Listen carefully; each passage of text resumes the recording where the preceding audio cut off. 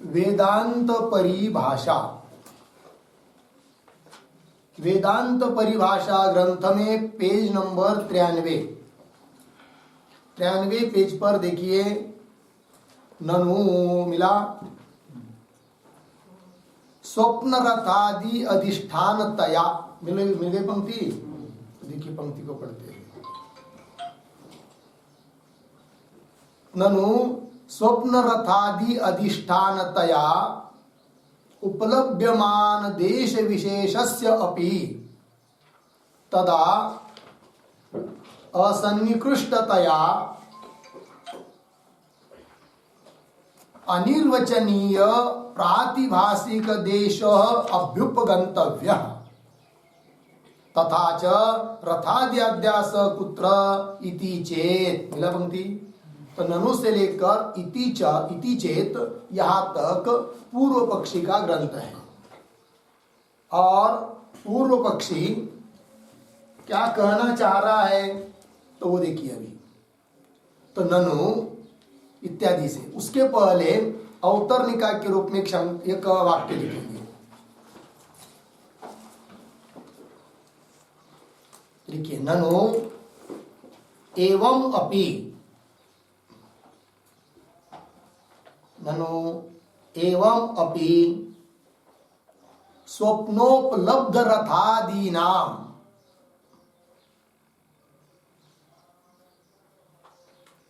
स्वप्नोपलब्ध रथादीनाम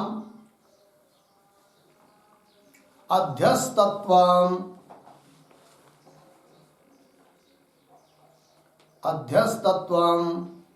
नैव युक्तम,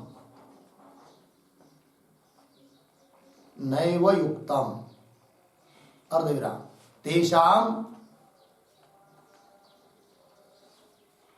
तेषाम अधिष्ठानाभावात्,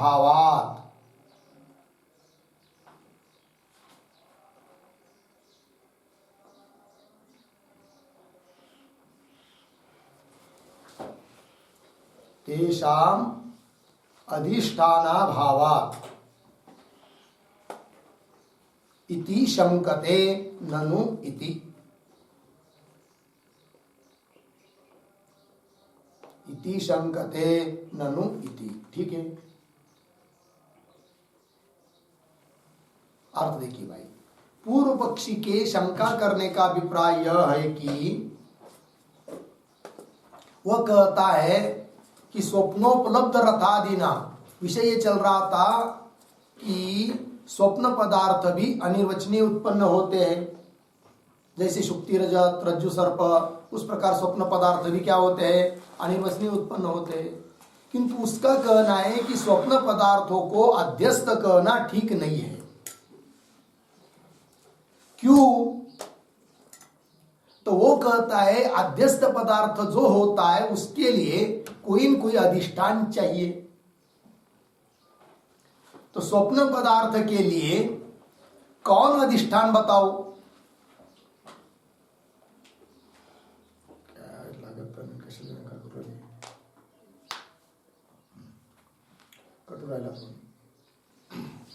चलो भाई देखिए, तो क्या कहना है उसका? स्वप्न पदार्थ जो अध्यस्त यदि उनको आप मानोगे तो उनका अधिष्ठान कौन? तो अधिष्ठान कोई न दिखाई देने के कारण उसको अध्यस्त नहीं कहना चाहिए। किनको? स्वप्न पदार्थ को। तब उसको बोलेंगे भाई क्यों अधिष्ठान नहीं दिखाई दे रहा है? तो जो रथ चल रहा है किसी तो रोड पर ही चल रहा होगा ना, तो जिस रोड पर चल रहा है वही उसका अधिष्ठान है। तो वो कहेगा पूर्व पक्षी कि उसको अधिष्ठान नहीं कह सकते, क्योंकि रथ जैसा बाद में बाधित हो जाता है उस प्रकार उसका मार्ग भी बाधित हो जाता है, अतः उसको अधिष्ठान कह नहीं सकते। तो बोलेंगे फिर व्यवहारिक जो है जागृत अवस्था कालीन रास्ता वगैरह आदि ये सब उसको अधिष्ठान मान लो। तो पूर्व पक्षी कहता है उसको भी अधिष्ठान नहीं मान सकते, क्योंकि उस व्यवहारिक पदार्थों का ज्ञान होने के लिए इंद्रिय की जरूरत होती है, और स्वप्न काल में तो ये इंद्रिय सब काम नहीं करते, निर्व्यापार रहते हैं। अतः जागृत कालीन व्यवहारिक पदार्थ स्वप्न पदार्थ के अधिष्ठान है, इस बात को भी नहीं कह सकते। अर्थात अधिष्ठान के रूप में न व्यवहारिक पदार्थ का संभव है न और किसी चीज का संभव है। अतः अधिष्ठान ही संभव नहीं हो रहा है, अतः उस स्वप्नकालीन पदार्थों को अध्यस्त कहना ठीक नहीं है। कौन कह रहा है? पूर्व पक्षी। ननु एवं अपि स्वप्नोपलब्ध रथादीनाम अध्यस्तत्व नैव युक्तम। क्यों? तत्तेषां स्वप्न पदार्थानाम अधिष्ठानाभावात्, अधिष्ठान नहीं उनका। इस बात को मन में रखकर शंका कर रहे मूल में। तो मूल की पंक्ति देखिए, ननु स्वप्न रथादि अधिष्ठानतया उपलभ्यमान देश विशेषस्य अपि। स्वप्नादि, स्वप्नस्थ, स्वप्न में प्रतीत जो रथादिक है, उन रथादिकों का अधिष्ठानतया, अधिष्ठान के रूप में, रथादिक पदार्थों के अधिष्ठान के रूप में उपलब्धमान, उपलब्ध होने वाला, प्रतीत होने वाला जो देश है, रोड वगैरह आदि, तो देशस्य अपि, वो देश भी, देशस्य अपि तदा असन्निकृष्टतया अनिर्वचनीय प्रातिभाषिक देश। तो तदा मतलब स्वप्न काल में वो जो देश अधिष्ठान के रूप में प्रतीत हो रहा है वो भी अनिर्वचनीय मानना पड़ेगा, क्योंकि व्यवहारिक पदार्थों को अधिष्ठान मान नहीं सकेंगे। क्यों दिया बीच में हेतु? तदा असन्निकृष्टतया, मिला पंक्ति। तो तदा और असन्निकृष्टतया दो पद है। तो तदा का अर्थ लिखिए स्वप्न दशायाम, स्वप्न दशायाम। और आगे पद आया है असन्निकृष्टतया। मतलब क्या? तो असन्निकृष्टतया, इसके ऊपर एक पंक्ति लिखते हैं, स्वप्न काले, स्वप्न काले इंद्रियाभावेन,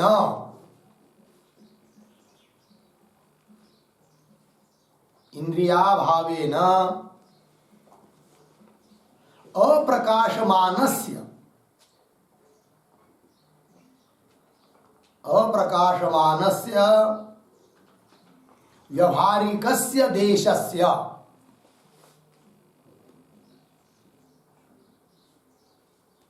व्यवहारिकस्य देशस्य आश्रयत्व अयोगात्, आश्रयत्व अयोगात् अर्धविराम, तस्य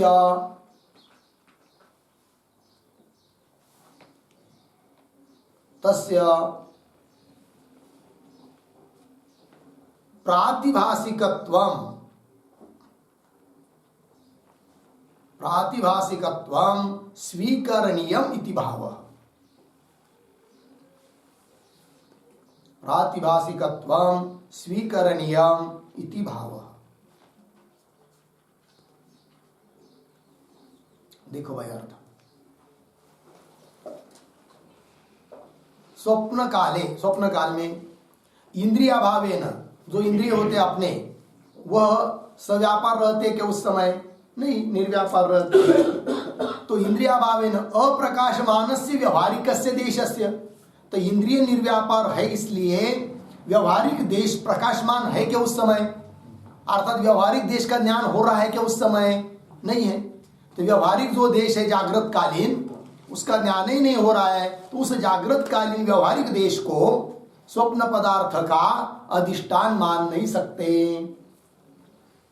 किंतु अधिष्ठान के रूप में वहां कुछ देश आदि तो प्रतीत हो ही रहा है स्वप्न में। तो जो देश आदि प्रतीत हो रहा है स्वप्न में, उसको भी प्रातिभाषिक ही कहना पड़ेगा, उसको व्यवहारिक कह नहीं सकते। लगे अर्थ? चलिए पंक्ति जो टिप्पणी लिख के दी है, स्वप्न काले इंद्रियाभावेन अप्रकाशमानस्य व्यवहारिकस्य देशस्य आश्रयत्व योगात्, वो आश्रय हो नहीं सकता क्योंकि उसका ज्ञान ही नहीं उस समय। और इसलिए तस्य, तस्य मतलब अधिष्ठान रूप से जो प्रतीत हो रहा है फिर स्वप्न में, वह भी प्रातिभाषिकत्व, प्रातिभाषिक ही है, यह ही मानना पड़ेगा। लग गया अर्थ? और प्रातिभाषिक मानते हुए स्वप्न के पदार्थ का अधिष्ठान रूप से प्रतीत होने वाला जो स्वप्नकालीन देश, वह प्रातिभाषिक ही है, और उसको यदि प्रातिभाषिक मानेंगे तो स्वप्न पदार्थ का अधिष्ठान उसको नहीं कह सकते, क्योंकि एक अध्यस्त पदार्थ दूसरे अध्यस्त पदार्थ को अधिष्ठान नहीं होता है। अर्थात स्वप्न में प्रतीत होने वाले पदार्थों का अधिष्ठान न स्वप्न में प्रतीत होने वाला देश हो सकता है, क्योंकि वो भी प्रातिभाषिक है, न व्यावहारिक देश अधिष्ठान हो सकता है, क्योंकि इंद्रिय निर्व्यापार हो चुके हैं। तो किसका मतलब कोई अधिष्ठान नहीं संभव हो रहा है, किसका? स्वप्न पदार्थों का। तो जिसके लिए कोई अधिष्ठान ही नहीं है उसको अध्यस्त कैसा कह सकते हो? क्योंकि अध्यस्त पदार्थ वो होता है जिसके लिए कोई न कोई अधिष्ठान रहना पड़ता है, और स्वप्न पदार्थ के लिए कोई अधिष्ठान है ही नहीं, दिखाई दे रहा है। अतः स्वप्न पदार्थों को अध्यस्त कहना ठीक नहीं है। किसका अभिप्राय? पूर्व पक्षी का अभिप्राय। समझ में आया? पंक्ति देखिए पुनः, ननु मूल्य ननु स्वप्न रथादि अधिष्ठानतया, अधिष्ठान के रूप में उपलभ्यमान देश से, उपलब्ध होने वाला जो देश, देशस्य अपि तदा स्वप्न काल में असन्निकृष्टतया, व्यवहारिक देश को असन्निकृष्ट होने से तो उस देश को कैसा मानना पड़ेगा? तो उपलभ्यमान देशस्य अपि अनिर्वचनीय प्रातिभाषिक देश, वह देश भी कैसा है? अनिर्वचनीय है, प्रातिभाषिक है। कौन? स्वप्न काल में प्रतीत होने वाला देश, स्वप्न पदार्थों का अधिष्ठान भूत जो देश प्रतीत हो रहा है वह भी अनिर्वचनीय है, प्रातिभाषिक है। तो अनिर्वचनीय प्रातिभाषिक देश, देश पद आएगी नहीं, देश का अर्थ लिखिए, देश बराबर अध्यस्त आधार,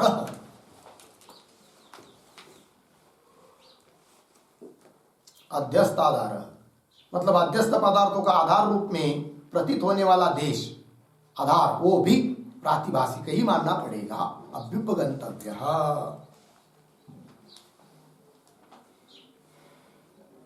लग गया जी इतना?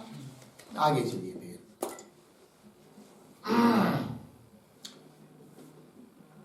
तथा च रथाद्यास कुत्र इति चेत, ऐसा होने पर फिर रथादिक पदार्थों का अध्यास कहाँ हो रहा है बताओ? क्योंकि अधिष्ठान तो कोई संभव नहीं है।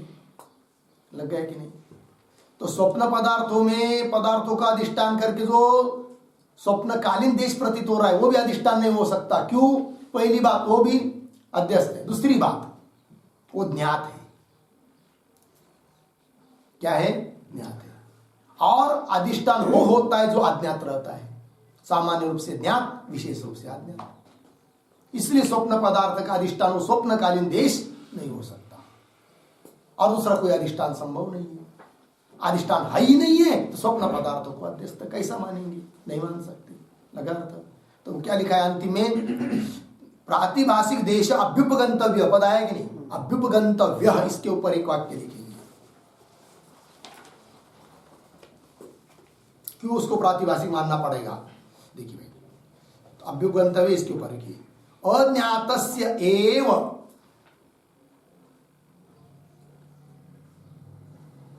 अज्ञातस्य एव अधिष्ठानत्व नियमात्, अधिष्ठानत्व नियमात् आगे प्रातिभाषिकस्य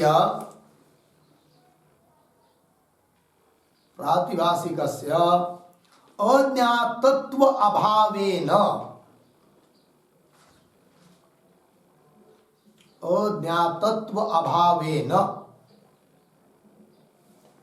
अधिष्ठानत्व अयोगात्,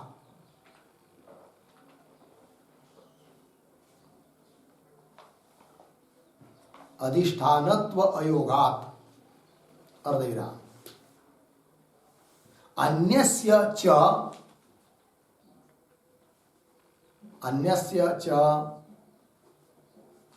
अधिष्ठान योग्यस्य अदर्शनात्,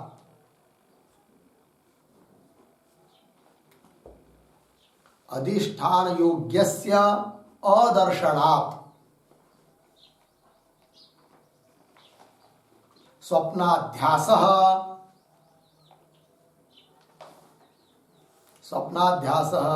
न एव युक्तः इति भावः।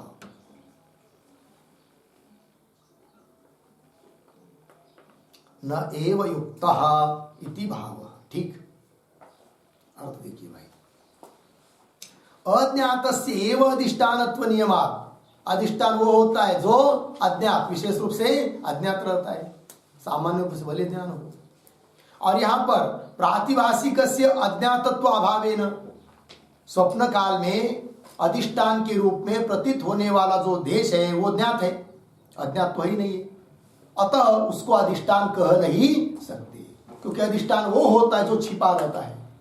रजत का अधिष्ठान शुक्ति है, क्योंकि शुक्ति का शुक्तित्वेन रूपेण ज्ञान नहीं है रजत ज्ञान काल में, इसलिए शुक्ति अधिष्ठान है। किंतु यहां पर तो स्वप्न पदार्थों का अधिष्ठान करके प्रतीत होने वाला देश आदि ज्ञात ही है स्वप्न में, अतः वो अधिष्ठान बन नहीं सकता।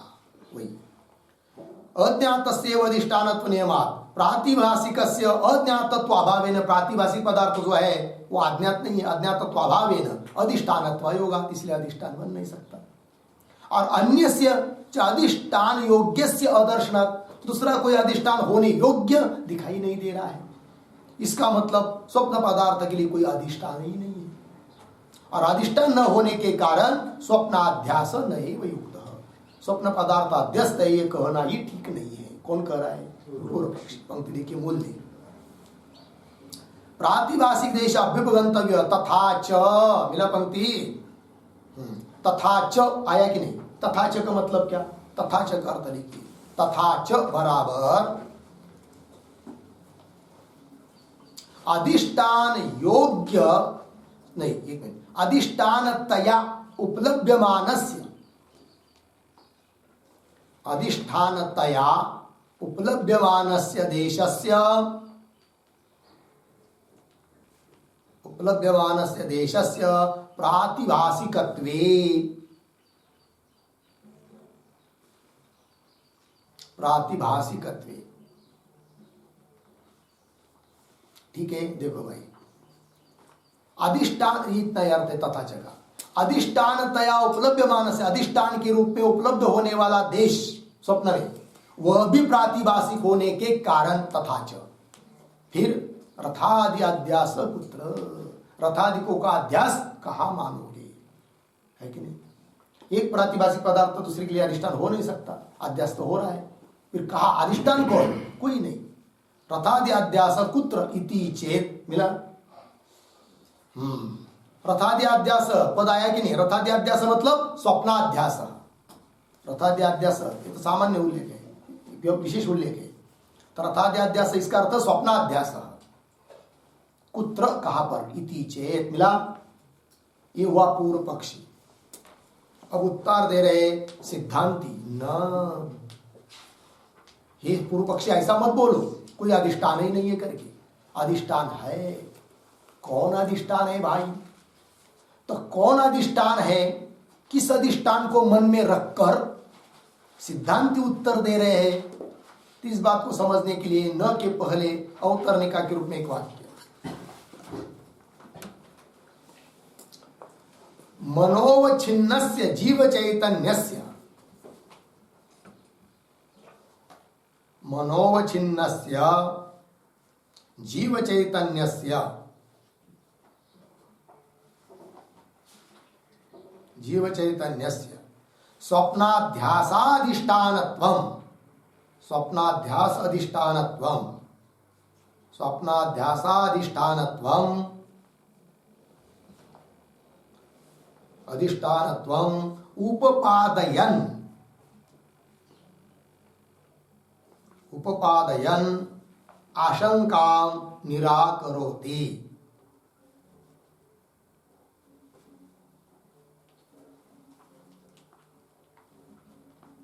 आशंकां निराकरोति, न इति, मतलब न इत्यादि पंक्ति से, ठीक है।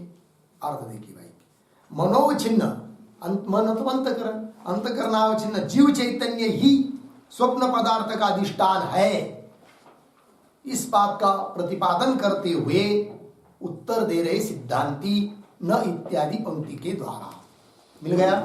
चलिए, न चैतन्यस्य, मिला? चैतन्यस्य स्वयं प्रकाशस्य रथादि अधिष्ठानत्वात्, अर्धविराम, प्रतीयमानं रथादि अस्ति इति एव प्रतीयते इति सद्रूपेण प्रकाशमानं चैतन्यम एव अधिष्ठानम। बताया ना, उसको अधिष्ठान नहीं दिखाई दे रहा था पूर्व पक्षी को, सिद्धांतियों ने दिखा दिया अधिष्ठान कौन है करके, कैसा है और वो ही क्यों है करके ये भी बताएंगे। तो देखिए शुरू से न के बाद चैतन्य से पंक्ति मिली, तो चैतन्य से के ऊपर लिख के रखिए मनोचिन्नस्य जीव चैतन्यस्य। चैतन्य मतलब कौन चैतन्य? मनोचिन्नस्य जीव चैतन्यस्य।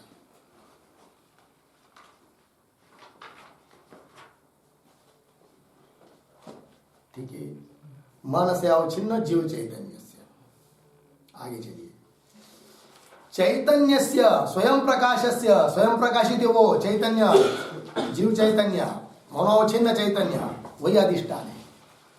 चैतन्य से स्वयं प्रकाशस्य रथादि अधिष्ठानत्वात्, रथादि मतलब स्वप्न पदार्थों का अधिष्ठान है कौन? चैतन्य।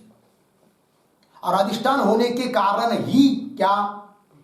प्रतीत होने वाले रथादियों में सत की प्रतीति हो रही है।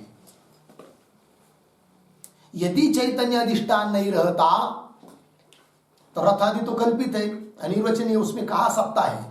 अध्यस्त पदार्थ में स्वरूपता अपने अंग की सत्ता नहीं होती है, तो भी रथ अस्ति, स्वप्नकालीन रथ अस्ति, मंदिरम अस्ति इत्यादि प्रतीत होती है कि नहीं? तो उसमें भी सत्ता प्रतीत हो रही, वो कहा कि अधिष्ठान की। जैसे शुक्ति के ऊपर प्रतीत हुआ रजत, स्वरूपता रजत है क्या? नहीं है, तो भी रजतम अस्ति ये प्रतीत हो रही कि नहीं? तो उस रजत में सत्ता कहां से आई फिर? तो अधिष्ठान शक्ति की सत्ता प्रतीत हो रही है रजत में। उसी प्रकार स्वप्न पदार्थों का अधिष्ठान स्वयं प्रकाश चैतन्य है, इसलिए उस चैतन्य की सत्ता का भान उस अध्यस्त रथादि में हो रहा है। इससे भी सिद्ध होता है क्या कि स्वप्नादि पदार्थ जो रथादि है उसका अधिष्ठान कौन है? स्वयं प्रकाश चैतन्य है। पंक्ति देखिए, चैतन्यस्य स्वयं प्रकाशस्य रथादि अधिष्ठानत्वात्, रथादि मतलब स्वप्न पदार्थों का अधिष्ठान होने के कारण प्रतीयमानम रथादि, प्रतीत होने वाले रथादि अस्ति इति एव प्रतीयते, अस्ति इस रूप से उनकी प्रतीति हो रही है। लगा जी, प्रतीयते इति सद्रूपेण प्रकाशमानम, इस प्रकार सद्रूप से प्रकाशमानम चैतन्यम, सद्रूप से प्रतीत होने वाला चैतन्यम एव अधिष्ठान। तो स्वप्न पदार्थों का अधिष्ठान कौन है? चैतन्य ही है। लगा? तो चलिए, तो यहां पर रथादि अस्ति एव, एव पद आया है, मिला? अस्ति एव प्रतीयते। तो एव के ऊपर एक टिप्पणी लिखिए, एव बराबर एव कारेण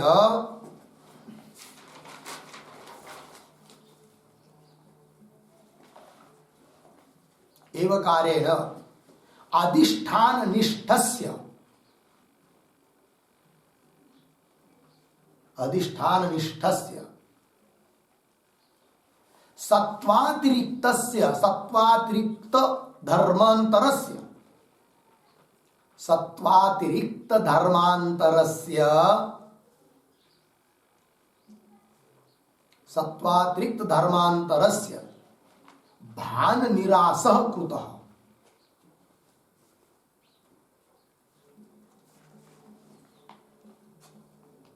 धर्मांतरस्य भान निरासः कृतः, पूर्ण विराम। तथा च संघटः इति वत्, संघटः इति वत् संरथः, संरथः इत्यादौ, इत्यादौ रथादेः, रथादेः सत् अभिन्नतया, सत् अभिन्नतया अवभासात् अवभासात् ज्ञान आनंदादि रूपेण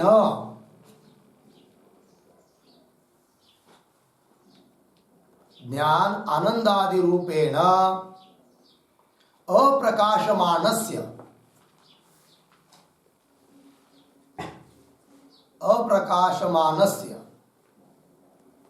सद्रूपेण च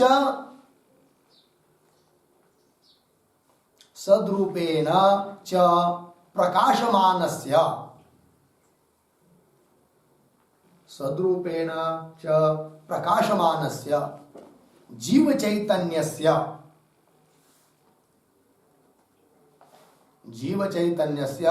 अधिष्ठानत्वं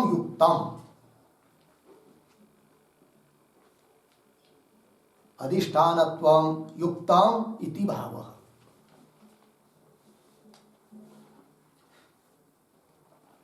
युक्तम इति भाव। ठीक है, चलो भाई। एवकार ने क्या काम कर दिया तो देखिए, एवकारेण अधिष्ठान निष्ठस्य सत्वातिरिक्त धर्मांतरस्य भान निरासक होता। मतलब अधिष्ठान जो चैतन्य उसमें तो सत है, चित है, आनंद है, सब है, किंतु सत्व से अतिरिक्त और आनंद आदि का भान नहीं हो रहा है स्वप्न पदार्थों में, केवल अधिष्ठान के सत का भान हो रहा है।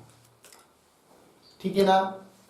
और आनंद है कि नहीं, प्रकाश, इसका भान नहीं हो रहा है। मतलब अधिष्ठान का सामान्य ज्ञान है, विशेष रूप से अज्ञान है। अतः चैतन्य अधिष्ठान है स्वप्न पदार्थों का। लगे पंक्ति देखिए भाई।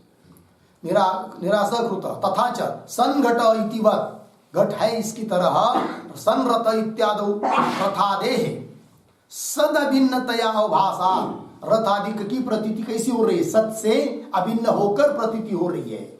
जैसे शुक्ति के ऊपर प्रतीत रजत, तो रजत के साथ शुक्ति का इदम अंश केवल अभिन्न होकर प्रतीत हो रहा है रजत के साथ, इदम रजतम, न कि शुक्तित्व अंश की भी प्रतीति हो रही है रजत काल में, रजत ज्ञान काल में केवल इदम अंश की प्रतीति हो रही है, अर्थात अधिष्ठान का सामान्य अंश की प्रतीति हो रही है, विशेष अंश की नहीं।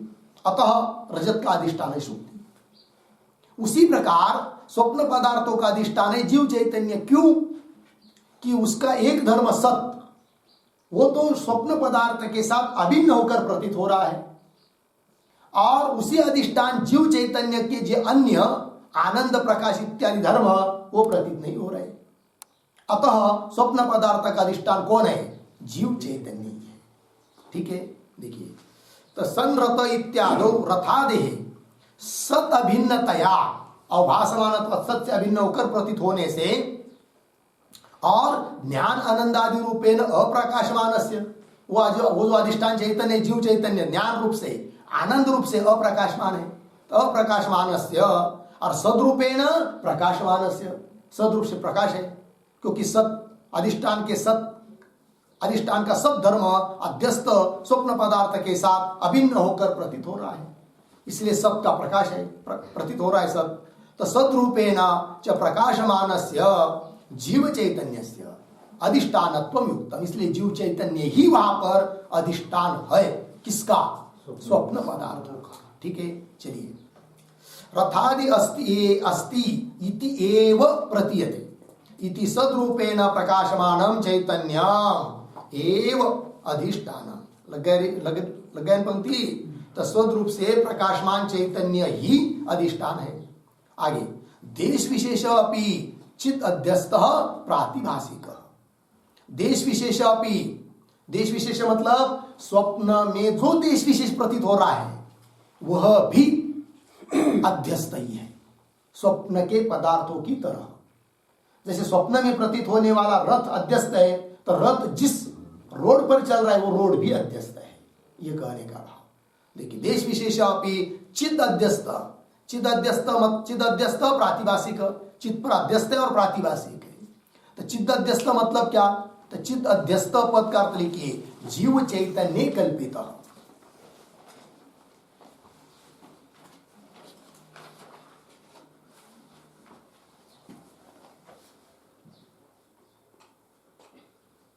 जीव चैतन्य कल्पित। लग गया अध्यस्त का अर्थ। चलिए अर्थ देश विशेष अपि चित अध्यस्त और प्रातिभाषिक। आगे रथादौ इंद्रिय ग्राह्यत्वम अपि प्रातिभाषिकम। ठीक है, अब ध्यान दीजिए, रथ अध्यस्त, रथ का अधिष्ठान जो देश विशेष दिखाई दे रहा है वो भी अध्यस्त, स्वप्नकालीन देश विशेष वो भी अध्यस्त है। तो बोलेंगे फिर रथ को देखने वाली इंद्रिय वो कहां से लाए? क्योंकि इस शरीर की स्थूल इंद्रिय तो निर्व्यापार व्यापार रहित है। तो बोल रहे स्वप्न पदार्थों को देखने वाली इंद्रिय भी अध्यस्त हो। ठीक है ना? और उन इंद्रियों के द्वारा स्वप्न पदार्थों का जो ज्ञान हो रहा है वह ज्ञान भी अध्यस्त। देखिए रथादौ इंद्रिय ग्राह्यत्वम, इंद्रिय के द्वारा ग्रहण होना ये भी अध्यस्त है। इंद्रिय ग्राह्यत्वम अपि प्रातिभाषिकम, प्रातिभाषिक है। क्यों? तदा सर्वेन्द्रियाणाम उपरमात्, हेतु दिया। तदा, तदा का अर्थ लिखिए, तदा स्वप्ने, स्वप्न काल में, सर्वेन्द्रियाणाम पद आया है, सर्वेन्द्रियाणाम, सर्वेन्द्रियाणाम का अर्थ लिखिए बाह्येन्द्रियाणाम। ठीक है, सर्वेन्द्रियाणाम तो बाह्येन्द्रियाणाम उपरमात्, वो उपरम हो चुके हैं। तो उपरमात् मतलब क्या? तो उपरमात् शब्द का अर्थ लिखिए, उपरमात् बराबर निर्व्यापारत्वात्, निर्व्यापारत्वात् अर्धविराम। देखिए थोड़ा सा आगे एक वाक्य ना, उपरमात् बराबर निर्व्यापारत्वात् बरा अर्धविराम जागृत भोगप्रद कर्मणाम,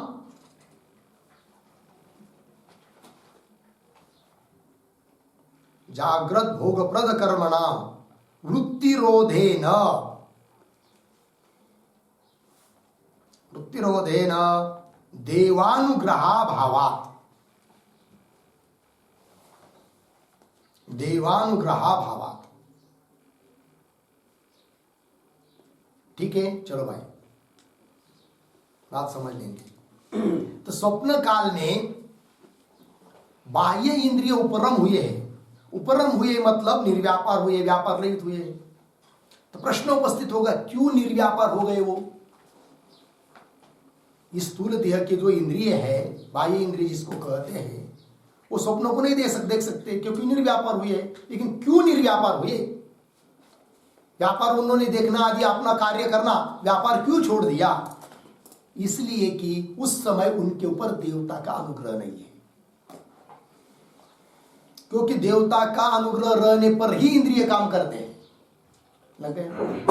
पुनः प्रश्न उपस्थित होगा कि उस समय उन इंद्रियों पर देवता का अनुग्रह भी क्यों नहीं है? तो क्या उत्तर?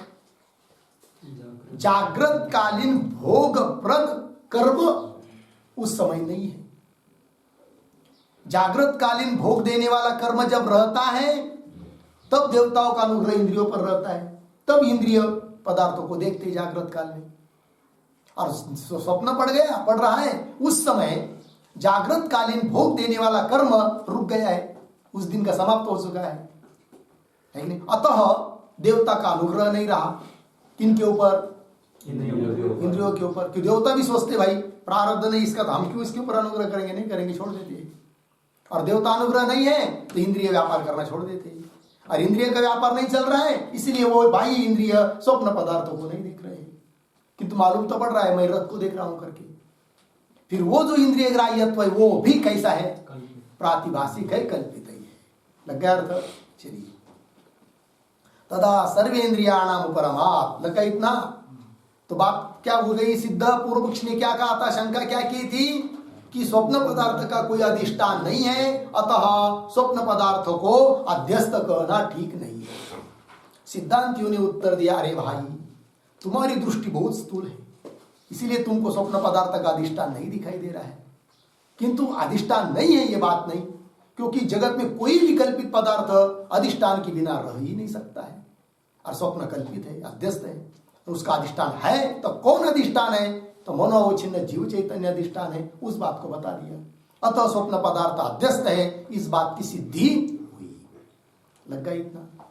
चलिए, ये बात हो गई। अब कदाचित पूर्व पक्षी पूछेगा क्या कि उस स्वप्न पदार्थ का अधिष्ठान कौन है? जीव चैतन्य अर्थात साक्षी। बराबर ध्यान दीजिए। और यदि स्वप्न पदार्थ का अधिष्ठान साक्षी है तो सुख का अधिष्ठान, व्यवहार में सुख का अधिष्ठान कौन होता है? सुख भी कल्पित है ना वैसा, तो उसका अधिष्ठान भी कौन है? साक्षी ही है। तो जैसे सुख की प्रतीति अहम करके होती है, वैसे स्वप्न पदार्थों का अधिष्ठान यदि साक्षी है तो स्वप्न पदार्थ की प्रतीति भी कैसी होनी चाहिए? अहम करके। अहम गजः, अहम रथ, ऐसी प्रतीति होनी चाहिए। होती है क्या? नहीं। क्यों नहीं होती है? क्या उत्तर है इसका? संस्कार अनुभव। शाबाश, इसका उत्तर पहले दे चुके हैं कि अध्यस्त पदार्थ प्रतीत होता है कि नहीं, तो वो केवल अविद्या का परिणाम थोड़ी है। अविद्या के लिए सहकारी कारण है संस्कार। वो संस्कार जिस आकार का रहेगा उसी आकार से अविद्या का परिणाम होगा।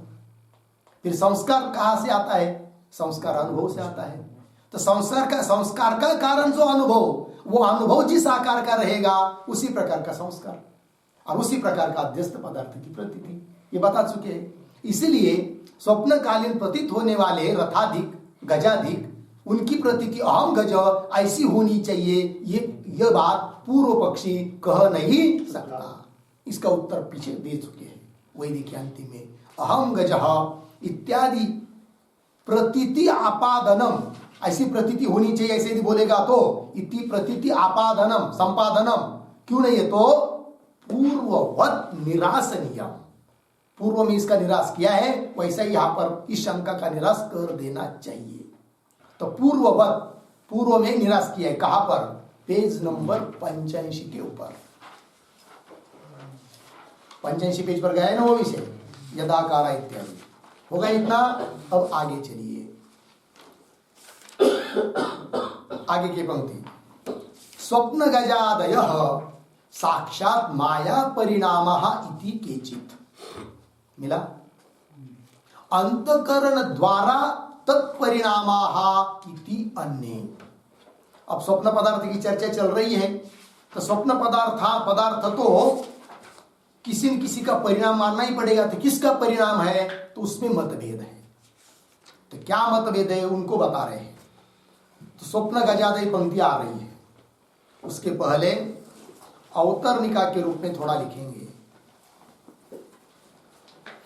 ननु एवं अपि,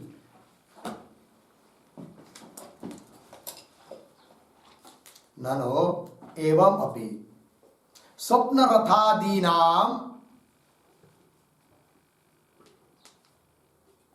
स्वप्न रथादीनाम अध्यस्तत्वम, अध्यस्तत्वम न एव युक्तम, नैव युक्तम।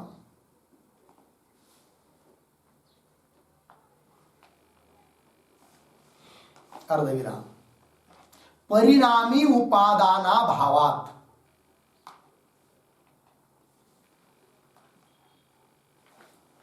परिणामी उपादाना भावात, पूर्ण विराम। आगे, न च आत्मा, न च आत्मा परिणामी उपादानम,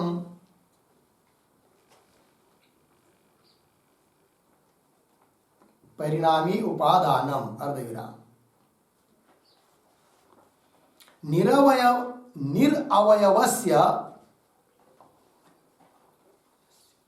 तस्य, निरवयवस्य तस्य कूटस्थस्य, कूटस्थस्य परिणाम अयोगात्, परिणामायोगात्,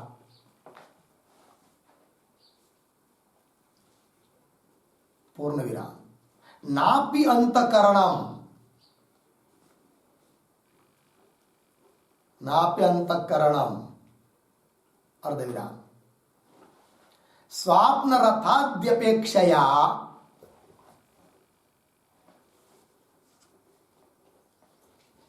स्वाप्न रथाद्यपेक्षया तस्य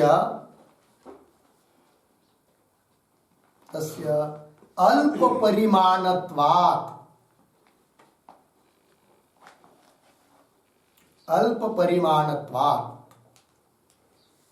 अर्धविराम भिन्न देशत्वाच्च,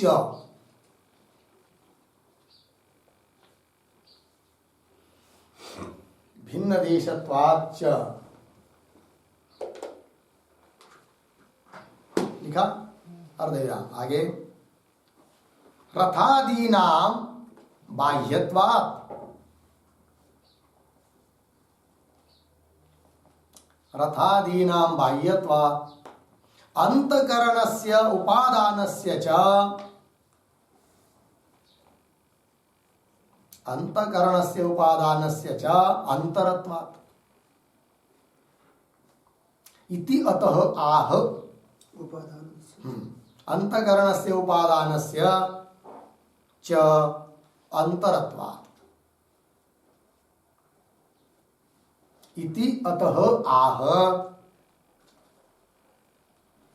स्वप्न गजादय इति।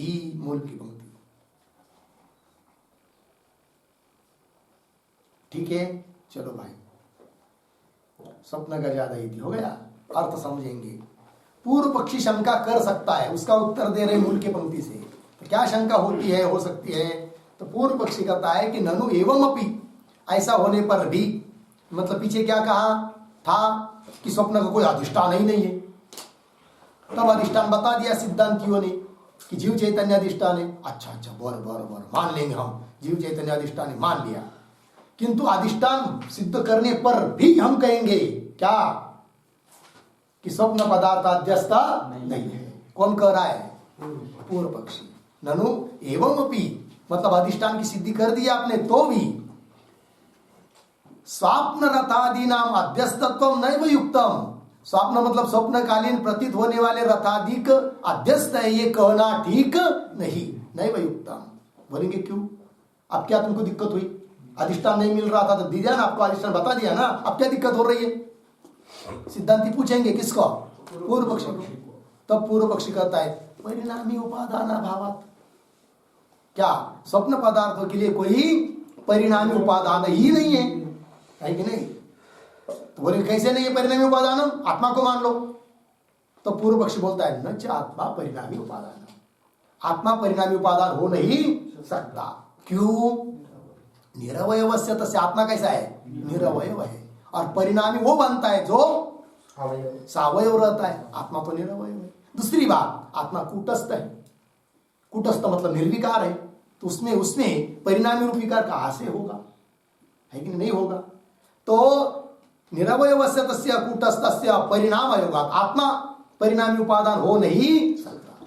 फिर उसको पूर्व पक्ष को कोई बोलेगा, दूसरा कोई, हम तो कर्म को मान लो फिर परिणामी उपादान किसके लिए?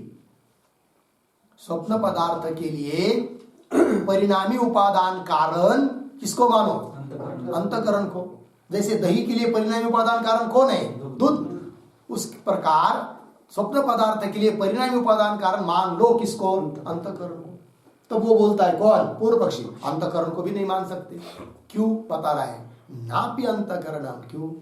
स्वप्न रथादि अपेक्षया, स्वप्न मतलब स्वप्नकालीन प्रतीत होने वाले रथाधिक पदार्थ, उनकी अपेक्षा से तस्य अल्प परिमाणत्वात्। अंतकरण कैसा है? तस्य अंतकरणस्य अल्प परिमाणत्वात्। अंतकरण कितना? इतना इतना सा अल्प है। और रथ कितना बड़ा है? तो इतना सा अंतकरण, इतने बड़े रथ को रथ के रूप में कैसा परिणाम होगा? नहीं होगा। अतः रथाधिक का स्वप्न पदार्थों का परिणामी उपादान कारण अंतकरण को भी नहीं मान सकते। कौन बोल रहा है? पूर्व पक्षी। स्वप्न रथाद्यपेक्षया तस्य अल्प परिमाणत्वात्। दूसरी बात, भिन्न देशत्वात्, भिन्न देश में स्थित है कौन? अंतकरण। कैसे? लिख के दिया आगे, रथादीनां बाह्यत्वात्, है कि नहीं? और अंतकरणस्य उपादानस्य च अंतरत्वात्। रथादि बाहर जैसे प्रतीत हो रहे हैं और अंतकरण तो हाथ होता है कि नहीं? ऐसे प्रतीति होती है। इसलिए भी अंतकरण को परिणामी उपादान कारण मान नहीं सकते। दो हेतु दिया, लग गया। अंतकरण से उपादान से अंतरत्वात् इति अतः आह स्वप्न गजादय। ऐसी शंका होने पर सिद्धांति उत्तर दे रहे, अरे भाई हे पूर्व पक्षी, तुमको स्वप्न पदार्थों का परिणामी उपादान कारण कौन है ये समझ में नहीं आ रहा है, किंतु उसका कोई परिणामी उपादान कारण है ही नहीं है, ये बात नहीं है। तो बोलेंगे कौन है बताओ। तब सिद्धांती बता रहे क्या कि हमारे वेदांत मत में भी थोड़ा मतभेद है। बोले कोई बोलता है क्या साक्षात माया ही उसका परिणामी उपादान कारण है। किसका? स्वप्न पदार्थ का। ये कुछ लोगों का मत है। देखिए पंक्ति मूल में, स्वप्न गजादय साक्षात माया परिणामा इति केचित। इति मतलब ऐसे कुछ लोग मानते। केचित, कौन केचित है वो? तो केचित पर लिखिए नृसिंहाश्रम श्री चरणादय। एक आचार्य है वेदांत के, नृसिंहाश्रम श्री चरणादय। नृसिंहाश्रम श्री चरणादय। ठीक है, क्या कहते हैं वो?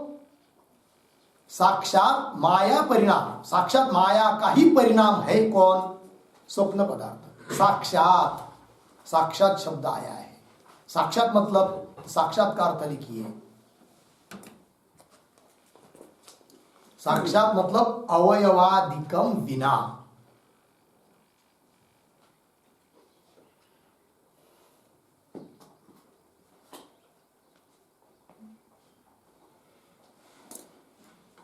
अवयवादिकम विना। ठीक है, थोड़ा लिखते एक वाक्य थोड़ा सा बनाइए। साक्षात बराबर अवयवादिकम विना लिखा, अर्धविराम अंतकरण वृत्तिम विना वा।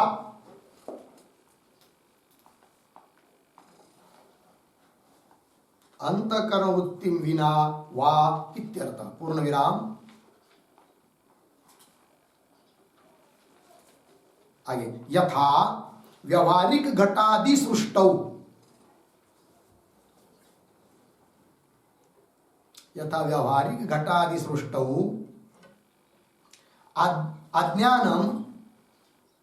अज्ञानम कपालादि अवयवादिकम अपेक्षते। कपालादि अवयवादिकम अपेक्षते। परिणाम क्रमेण, कालादि परिणाम क्रमेण एव घटादि परिणामोदयात्, घटादि परिणामोदयात्, घटादि परिणाम उदयात्, परिणामोदयात् पूर्ण विराम। तथा माया स्वप्न गजादौ साक्षात परिणमते।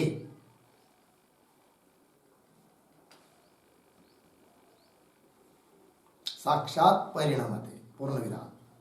तथा च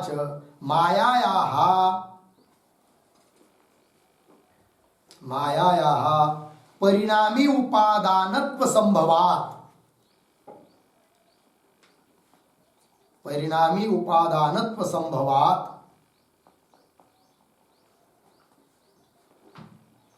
अर्धविराम न स्वाप्न रथादि अध्यासानुपपत्ति, न स्वाप्न रथादि अध्यासानुपपत्ति, अध्यासानुपपत्ति इति भाव। ठीक, अर्थ देखिए भाई। तो यहां पर साक्षात पद आया, साक्षात माया का परिणाम है। साक्षात मतलब क्या? साक्षात का अर्थ लिख के दिया अवयवादिकम विना, क्यों अंतकरण वृत्ति के बिना। मतलब कैसे? जैसे व्यवहारिक घटाधिक पदार्थ है, उसका भी परिणामी उपादान कारण कौन है? माया ही है, अज्ञान। किंतु साक्षात नहीं है वो माया अर्थात अज्ञान घटाधिक रूप से, व्यवहारिक घटाधिक रूप से परिणाम को प्राप्त हो रहा है, किंतु कपालादिक अवयवों की अपेक्षा करके, है कि नहीं? तो कपालिका बनेगा, फिर कपाल बनेगा, फिर घट बनेगा। तो माया का ही परिणाम है, अविद्या का ही परिणाम है, किंतु अवयव की अपेक्षा करके। और स्वप्नादि पदार्थ भी माया का ही परिणाम है, किंतु साक्षात अर्थात अवयवादि की अपेक्षा न करके, ये कहने का तात्पर्य। लगा पंक्ति? देखिए भाई, तो यथा व्यवहारिक घटादि सृष्टौ अज्ञान, अज्ञान अर्थात माया कपालादि अवयवादिकम अपेक्षते, है कि नहीं? तो कपालादि परिणाम क्रमेण, कपालादि परिणाम क्रम से ही और घटादिकों का परिणाम होता है। तथा उस प्रकार माया स्वप्न गजादो, माया स्वप्न पदार्थ रूप से परिणत हो रही है, किंतु साक्षात अवयव की अपेक्षा न करके।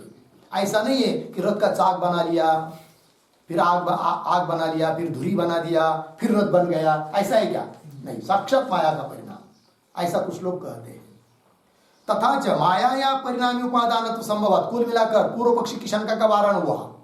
पूर्व पक्षी ने क्या कहा था कि स्वप्न पदार्थ के लिए कोई उपादान कारण, परिणामी उपादान कारण वो दिखाई नहीं दे रहा है, अतः स्वप्न पदार्थों को अध्यस्त मत मानो। तो सिद्धांति ने कह दिया कि स्वप्न पदार्थ के लिए परिणामी उपादान कारण है कौन? माया। अतः स्वप्न पदार्थों को अध्यस्त कहने में कोई दिक्कत नहीं, वही अंतिम में लिखा। तथा च माया या परिणामी उपादानत्व संभवात्, परिणामी उपादान कारण माया संभव होने से न स्वाप्न रथादि अध्यासानुपत्ति, स्वाप्न रथादि अध्यासानुपत्ति न, मतलब वो अध्यास नहीं, ऐसी बात नहीं, अपितु अध्यास है। चलिए मूल में, स्वप्न गजादय साक्षात माया परिणाम, बोले कि माया का परिणाम है, माया मतलब कौन? तो उस पर एक छोटा शब्द लिखिए, अहंकारादि अनवच्छिन्न, अहंकारादि अनवच्छिन्न चैतन्यस्त अविद्या, चैतन्यस्त अविद्या परिणाम, चैतन्यस्त अविद्या परिणाम, यह अर्थ हुआ। मूल में जो माया परिणाम शब्द है कि नहीं, उसका अर्थ माया मतलब कौन? अहंकारादि अनवच्छिन्न। देखो भाई, अहंकारावच्छिन्न चैतन्य निष्ठ जो है वो अज्ञान, वो तुला विद्या है। घटोपय चैतन्य आश्रित रहने वाली अविद्या तुला विद्या, ये तुला विद्या नहीं लेना है, माया लेना है। माया मतलब कौन? फिर शुद्ध ब्रह्म चैतन्य के आश्रय में रहने वाली, उसी को कह दिया अहंकारादि अनवच्छिन्न चैतन्य। जो चैतन्य अहंकारादि से अवच्छिन्न नहीं है, ऐसा ब्रह्म चैतन्य, उसमें रहने वाली, उसके आश्रय से रहने वाली चैतन्य स्था जो अविद्या माया, उसका परिणाम है कौन? स्वप्न पदार्थ। लग गया? इति केचित, ऐसे कुछ लोग बोलते हैं। जो भी हो, माया का परिणाम तो मान रहे ना, अर्थात स्वप्न पदार्थ के लिए परिणामी उपादान कारण मिल गया कौन? माया। अतः स्वप्न पदार्थ अध्यस्त है। ठीक, ये कुछ लोगों का कहना है। कुछ लोग क्या कहते फिर दूसरे कुछ आगे, अंतकरण द्वारा तत्परिणाम इति अन्य, मिला? अन्य, अन्य शब्द का अर्थ लिखिए, अन्य कौन है? वो अन्य भारती तीर्थादय, अन्य बराबर भारती तीर्थादय। भारती तीर्थ नाम के कोई आचार्य हो चुके हैं। अब देखिए अर्थ, वे क्या कहते देखो, अंतकरण द्वारा, मिला पंक्ति? अंतकरण द्वारा का मतलब अंतकरण वृत्ति द्वारा, अंतकरण द्वारा है कि नहीं, उसका अर्थ क्या करेंगे? मूल की पंक्ति शब्द का अंतकरण वृत्ति द्वारा तत्परिणाम, तत्परिणाम स्वप्न पदार्थ परिणाम, मतलब क्या? अर्थ समझिए। इनका कहना है कि स्वप्न पदार्थ माया का ही परिणाम है, किंतु साक्षात नहीं। तो माया का परिणाम पहले होता है अंतकरण की वृत्ति, अंतकरण, अंतकरण का परिणाम वृत्ति, फिर वो वृत्ति स्वप्न पदार्थ का आकार धारण करती है। अतः स्वप्न पदार्थों का साक्षात परिणामी उपादान कारण कौन? अंतकरण की वृत्ति। अब उसका उपादान कारण कौन? माया। तो माया ही है स्वप्न पदार्थ के लिए परिणामी उपादान कारण, किंतु अंतकरण वृत्ति के माध्यम से, ऐसा कुछ लोग बोलते हैं। लग गया अर्थ? तो वही अंतकरण वृत्ति द्वारा तत्परिणाम इति अन्य हो गया। इसका मतलब परिणामी उपादान कारण मिल गया, अतः स्वप्न पदार्थ अध्यस्त है, यह बात निश्चित हुई। हो गया। अब इसके ऊपर और भी कुछ शंका समाधान होना है आगे, उसका विचार हम लोग कल करते हैं।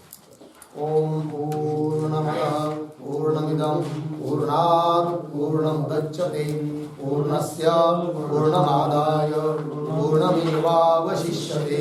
ओम शांति शांति शांति।